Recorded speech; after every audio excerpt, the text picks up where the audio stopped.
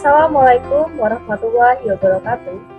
Kami dari kelompok 9 mata kuliah evaluasi hasil belajar bidang studi akan membahas tentang penilaian acuan patokan dan penilaian acuan normatif.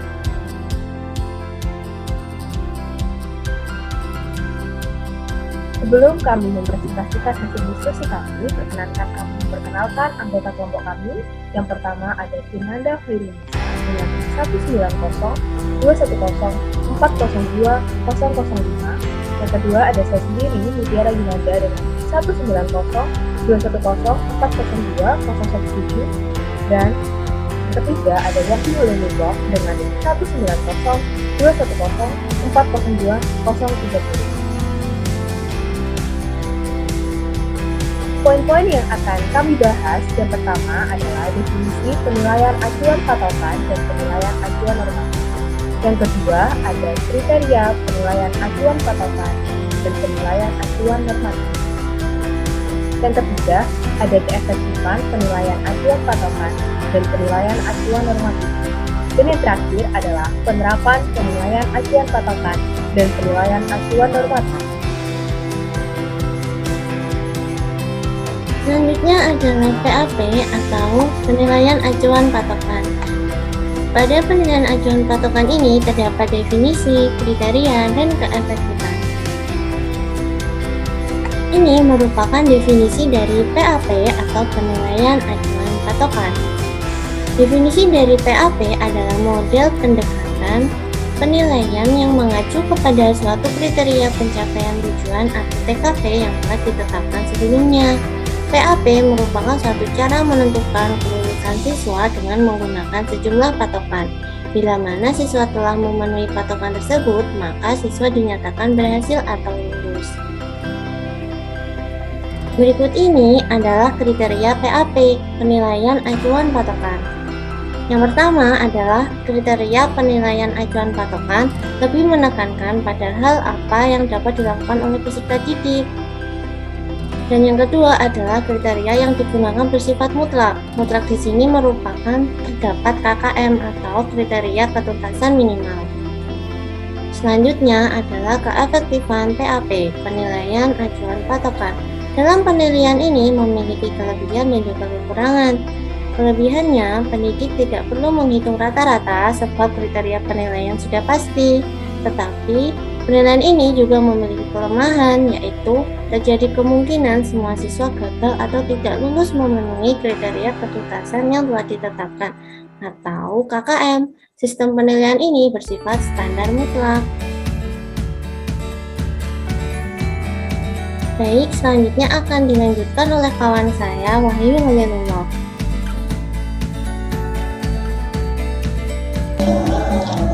Baik, yang selanjutnya yaitu penilaian acuan normatif. Berikut beberapa definisi, kriteria, dan keefektifannya. Next.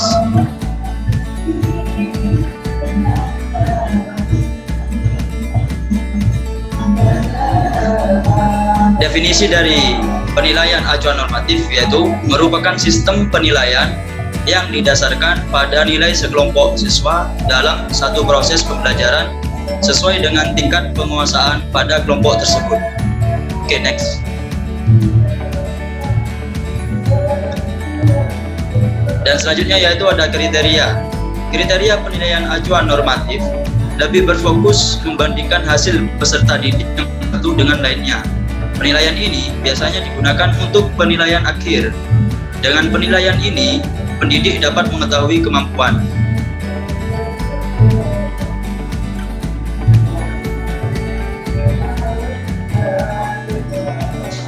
Berikut beberapa asumsi penilaian acuan normatif menurut Ilyas pada tahun 2006 halaman 138. Yang pertama yaitu psikologi. Dalam psikologi, tidak semua siswa atau anak didik itu memiliki kemampuan yang sama. Yang kedua yaitu tujuan penilaian hasil belajar. Penentuan kedudukan peserta didik. Penggunaan penilaian PAN berkaitan dengan kurikulum dan dinamis. Dan tujuan pembelajaran, pengembangan kreativitas, apresiasi, dan kompetisi. Next.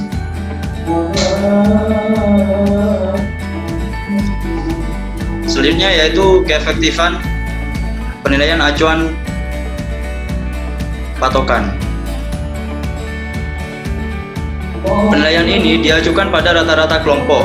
Dalam satu kelas dapat diketahui urutan siswa dari nilai tertinggi hingga terendah.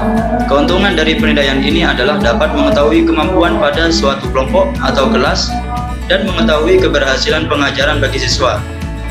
Adapun kelemahan dari penilaian ini yaitu kurang meningkatkan kualitas hasil belajar, karena hasil belajar tidak melihat keberhasilan setiap individu, namun melihat hasil dalam satu kelompok atau kelas. Kelemahan selanjutnya dalam penilaian ini yaitu penilaian ini kurang praktis, karena harus menghitung nilai rata-rata kelompok atau kelas, dan lebih tidak praktis jika siswa dalam kelompok tersebut atau kelas tersebut jumlahnya relatif banyak. Oke, next. Selanjutnya akan dijelaskan oleh teman saya, Mutiara Yunanda.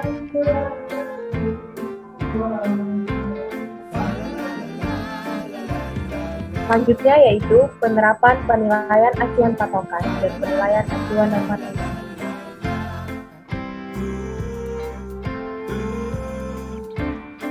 Pada penerapan penilaian acuan patokan digunakan untuk mengukur secara pasti tujuan dan kompetensi yang ditetapkan sebagai kriteria keberhasilan. Misalnya pada mata pelajaran bahasa Indonesia, untuk menentukan kelulusan siswa pada ujian tengah semester dan ujian akhir semester. Sedangkan dalam penerapan penilaian acuan normatif, seorang guru harus membuat standar penilaian sendiri dengan memperhatikan kelompok kemampuan siswa sesuai dengan standar yang telah ditetapkan oleh Dinas Pendidikan. Misalnya, dalam ulangan harian 1 bahasa Indonesia dalam kelas A mendapat nilai rata-rata 75, maka akan dihitung seberapa banyak siswa yang mendapat nilai di bawah rata-rata kelas.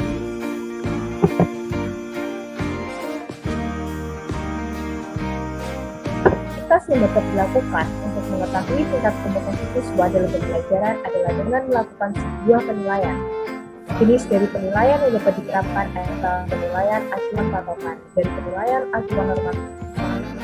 Penilaian acuan patokan digunakan untuk mengukur kemampuan siswa apakah sudah mencapai standar patokan dan dapat dinyatakan lulus atau belum.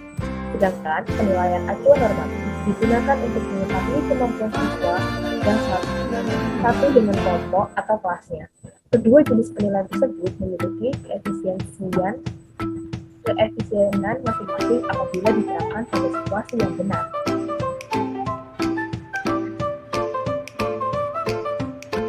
Sekian presentasi dari kelompok 9 mata kuliah evaluasi hasil belajar PSBB. Kurang lebihnya mohon maaf. Wabillahi taufiq wal hidayah. Wassalamualaikum warahmatullahi wabarakatuh.